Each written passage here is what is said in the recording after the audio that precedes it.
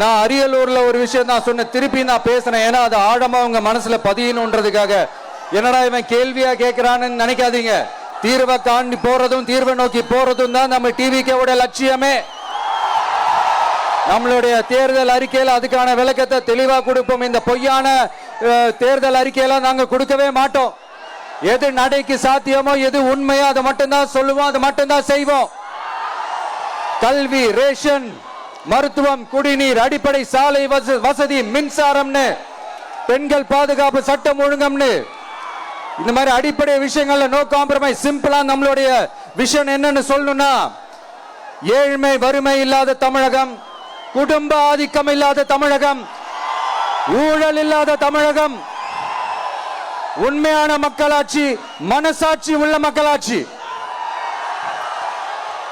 கான்பிடன்டா இருங்க மக்களே, நல்லதே நடக்கும், வெற்றி நிச்சயம். மீண்டும் சந்திக்கும் வரை நன்றி, வணக்கம்.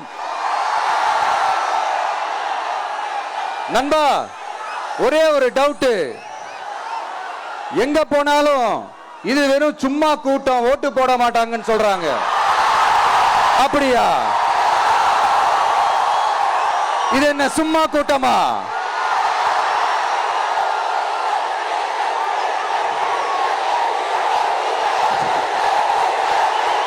தேங்க்யூ, தேங்க்யூ, கோடான கோடி நன்றிகள். Thank you, thank you.